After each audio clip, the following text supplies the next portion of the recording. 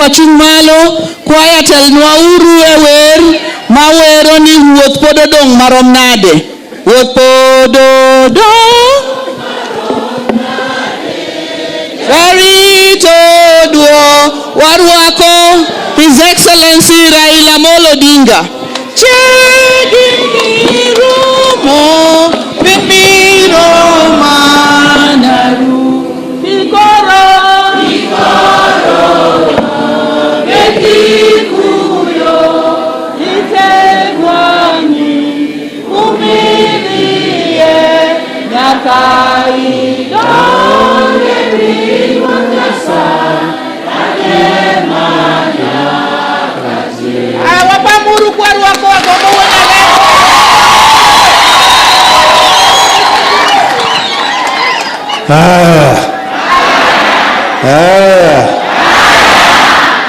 Come on, just no more. I'm not going to take a chocolate. Take a kitchen. Come on. Win. We check. Come on.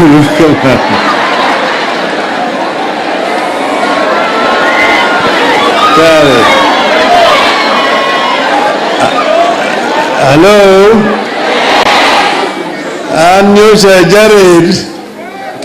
Emolunga niyo nitie chokruok maduong' madhitimore kora kucha en kiche to gidhi bet kanyo koro jumachiel koro chieng' sabato ema koro gilore to mane madwani mondo ibiye nitie kanisa mwagero maduong' madwani mondo ibidhi yawo ema miya biro Piluwe Jared en nyathi mosiepna. En nyathi marikni. Ing'in ting'e marikni. Jared rikni. Ahinya asewuotho kode kuonde mang'eny. Nasedhi kode Amerika kuonde mang'eny. Nyaka Ulaya asedhi kode kuonde mang'eny ahinya katimo lecture. Adhi kode Oxford University. Adhi kode Cambridge University, adhi kode cho nyaka Duke University, America, kan kode. Kode machalo kaka jandaina, ndaina mara, ndio kucha. Amejia kone abiro bwe mada wedu fula rumi ginyi Nyando. Ada mosgi. O kamano. Kile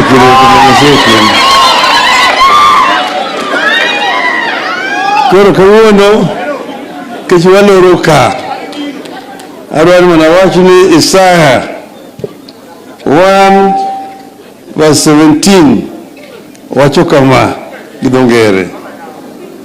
Learn to do good, seek justice, correct oppression, bring justice to the fatherless, and please the widow's cause. Look at we want to learn to do good. Learn to do good. Niti maber. I to give justice. I correct oppression. Mane teach mechanism ngune. We want to do justice. Kamara mama ntie. Nigini ober. Kober toko ngano. Tohi ngano. Maya kapinya wabudongo mabimba ber. Niyo kinyini mari yuwe ni agdo dwarango yuwe. Ni to ngani dwarango. Ngani dwarango. Kinyini ri iri ber. To ngatmene diri to hinyere. Tikia. To mai makanisa sebeduka punyo piny. Kide duto tete. Niki yinda mari maodi kendi. Koro mimi yana amora yaka chopu kwa kuuno romo jo Kristo. Kero winyo mang'eny mosewachka yo kanisa.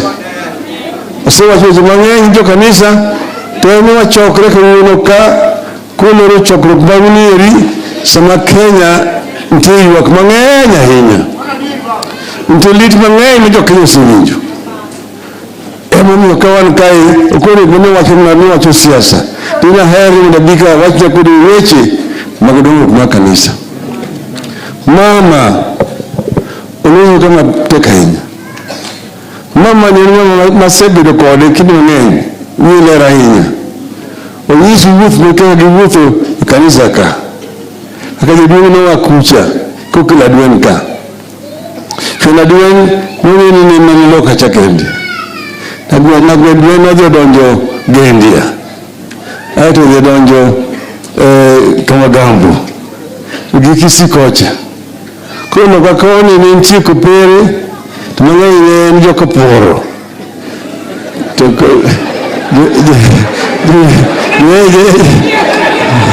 kamano. Jwe isi ni choni ya hera. Chudu kuni ya em. Kamano. Tukuro kunika kuro bange, jo kaduen no di chu malira. Gin kani mwenchi lokamino wisendo nyanzi. Tutunda adweno biro ka. Mama pumukora jadweno biro kode ka. Magichako ka gilimo kuongo. Teath gigera odlum. Cha father cho biro mwenye odlum kubera hinya. Okonyo gima kikini mabati. Mwana di kamano. Mwana development. Kuro sani kuro jare dogulu kacha. Uteruko machino kabisa. Mwana kanisa machalom na gilene. Chalom St. Peter's. Roma. Bora hinya. Bora kusiraj. Akumera. Yami wana mora hinya. Mwabiru wakuru kumunuka. Mwaya unukanisa. Mwudhu yime. Abu biru chima chielo. Mdalimu kodu. Kata kamano. Kamo chokra ni yo Kenya kuru yuwak. Gikmoti mwere Kenya ka. Ogi gikmane yi paro ni yamoti mwere Kenya ka. Banka tiba mwenye mwene wakelu. Mwaka wegi gikmane ose yiki. Yukanisa machoncha. Tumuguji. Kini mwaka ngatu wacho. Wati mwema bari. Polisi wati mwema bari. Arwa mwiyina mwenda wachi gidok wajo mkudu wa winju. Uye kamano. Yes. I've said that Kenyans have been through a struggle. A long, a lengthy struggle to improve conditions of living in our country. We had fallen so low into a dictatorship. Kenyans were being arrested and detained without trial for a long time. Kenyans were being clobbered by police, being arrested, blindfolded, taken up to Nile House, dropped from the third floor onto the streets to their death, and then they would say that you committed suicide. People could never dream of carrying out any kind of demonstrations. It was outlawed, the demonstrations. But we demonstrated, and eventually, after very heavy price paid by the people of Kenya, we got a new constitution. That new constitution has been billed as one of the best constitutions in the world in terms of human rights provisions section of that constitution. The constitution that guarantees the right to do what you want to do, the right to picket, the right to petition, the right to demonstrate. It's all enshrined in the constitution. If there is something that you don't like, you have a right to demonstrate. People are demonstrating all over the world. They're demonstrating in France. They're demonstrating in Israel. They're demonstrating in Australia. They've been demonstrating in Senegal. Yet in Kenya, somebody proposed to criminalize demonstrations. That is, demonstrators are going to destroy properties of other Kenyans. Demonstrators are going to destroy properties of other Kenyans. You ask yourself, what properties do you destroy in Nyando? What properties do you destroy in Kibera? What properties are you destroying in Madari? Which properties are you destroying in Sondu? Which properties are you destroying in Migori? These are basically excuses to kill Kenyans in cold blood. And he must say no. Somebody goes and then prides himself praising the policeman when he's talking in another part of the country, spewing political propaganda. That, mtawakalia ngumu, mwakalia ngumu, hawajaniona, wataniona, mtawakanyaga, tumewakanyaga. Because you've killed innocent people, you're going to shout at the top of your voice in another part of the country, and you're purporting to be a leader of a country. Every life must count. And then you're obsessed with saying, my next responsibility is to take Raila to Bondo. Raila knows how to get to Bondo.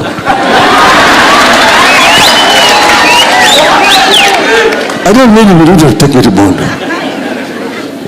But what is done is criminal. These people's hands are full of the blood of innocent Kenyans. Innocent Kenyans. And that is why we are all very emotional about this. And this is not something that should be allowed to pass away. We have said that Kenyans are right. People have reason to go to the streets. People are not mad to go to the streets merely because Raila said go to the streets. They are going there because of their good reason to do so. They are talking about high cost of living. They are talking about high taxation. They are talking about education for their children. They are talking about electoral justice. All these are very fundamental issues that Kenyans are raising against this regime. And therefore we say that this regime must stand condemned in the strongest terms possible with all civilized mankind. We will not be cowed. And I'll say that people don't have to come to the streets. There are many other different ways of protesting. We can ask the people to stay home and don't go out the street to be shot by police. And next time we're not going to ask people to go out and demonstrate. We'll tell them, kaa nyumbani. Kaeni nyumbani. And people will stay home. They will not go to work. Mr. Ruto does not own Kenya. It does not own Kenya. It does not own Kenya. And with Ruto, Kenya does not consist of only 2 tribes. Kenya consists of 46 tribes. Even those who did not vote for Kenya Kwanza are Kenyans and are tax-paying Kenyans, and they have a right to demand services from the government. So we will not allow you to play with the rights of innocent people. We will not allow you to trample the rights of our people. We will resist. We will resist and we will resist. We've agreed, yes, we can talk. But we will only talk so long as there are conducive environment for talking. We have also said we do not want a share in Kenya Kwanza government. We do not want handshake. Hands which are tainted with the innocent blood of our people. We must touch those hands. We touch those hands. We will not touch those hands. We will stick to what is right for our people. Muthuwa. Alozo mwenye yenya, gimerima, kiyada na nisi mtu niyo kwa wetu kukode. Ofuo kano. Ofuo kano.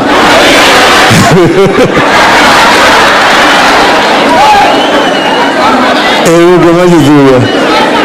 Koro, ane niko yo adwada kucha. Jadono, mtika, koro mtiki mwana kuguma tini. Gidogi mwana, kuhulu wetu kucha ka.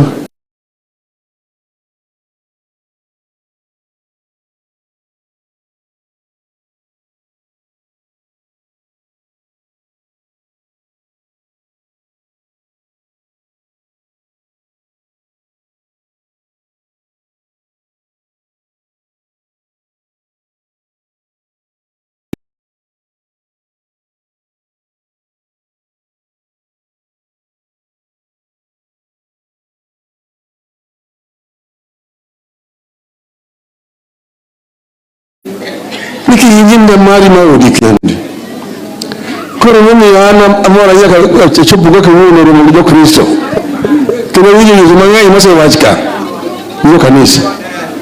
Osewach weche mang'eny jo kanisa, to en wachokre kawuono ka kuloro chokruok magnieri sama Kenya nitie ywak mang'eny ahinya. Nitie lit mang'eny ma jo Kenya osewinjo.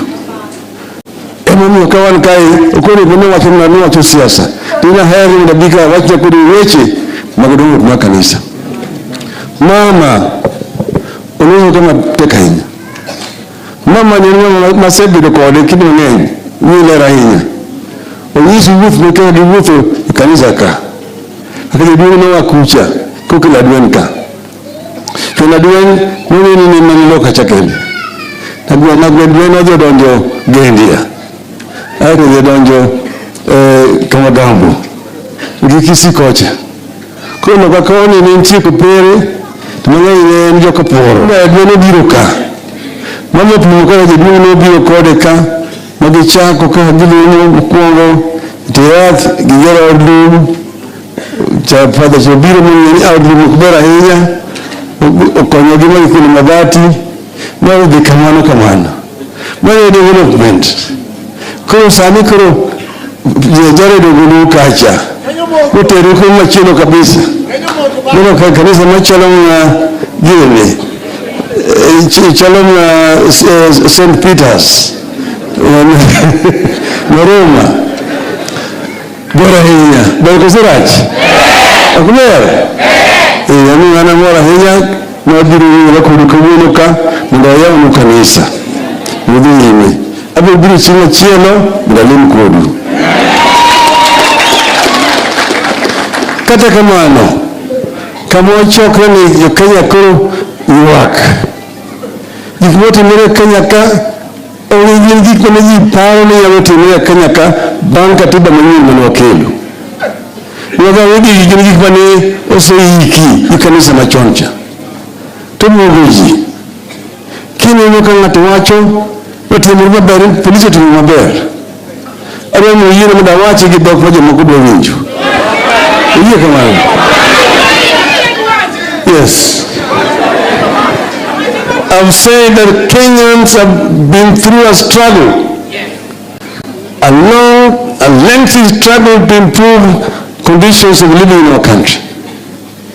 We had fallen so low into a dictatorship. Kenyans were being arrested and detained without trial for a long time. Kenyans were being clobbered by police, being arrested, blindfolded, taken up to my house, dropped from the third floor onto the streets to their death, and then they would say that you committed suicide. People could never dream of carrying out any kind of demonstrations. It was outlawed, the demonstrations. But we demonstrated, and eventually, after very heavy price paid by the people of Kenya, we got a new constitution. That new constitution has been billed as one of the best constitutions in the world in terms of human rights provisions section of that constitution. The constitution that guarantees the right to do what you want to do, the right to picket, the right to petition, the right to demonstrate. It's all enshrined in the constitution. If there is something that you don't like, you have a right to demonstrate. People are demonstrating all over the world. They're demonstrating in France. They're demonstrating in Israel. They're demonstrating in Australia.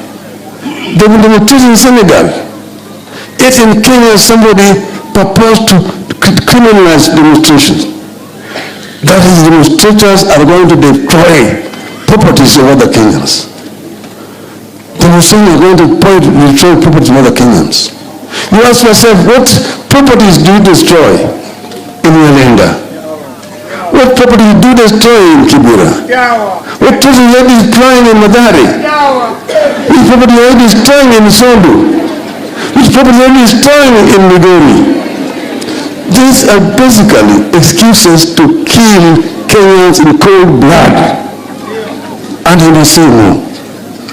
Somebody goes and then prides himself, praises the policeman, when he's talking in another part of the country, spewing political propaganda. That, mtawakalia ngumu, mwakalia ngumu, hawajaniona, wataniona, mtawakanyaga, tumewakanyaga. Because you've killed innocent people, you're going to shout at the top of your voice in another part of the country, and you're purporting to be a leader of a country. Every life must count. And then you're obsessed with saying, my next responsibility is to take Raila to Bondo. Raila knows how to get to Bondo.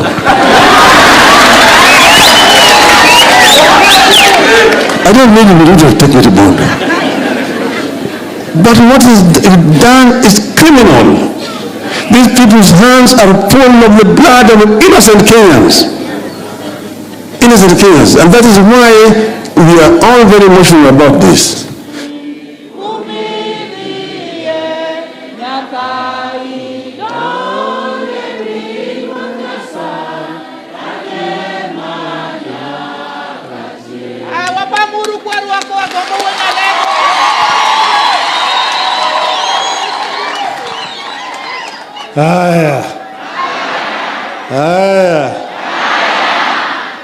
Come on, just throw more. And the Kawunu Tieko Chokrok. Tieko Kichi. Kumor. Will. Uchiek. Come on.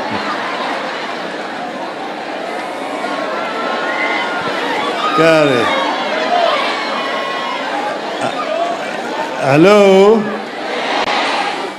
Anyosha Jared Emolunga.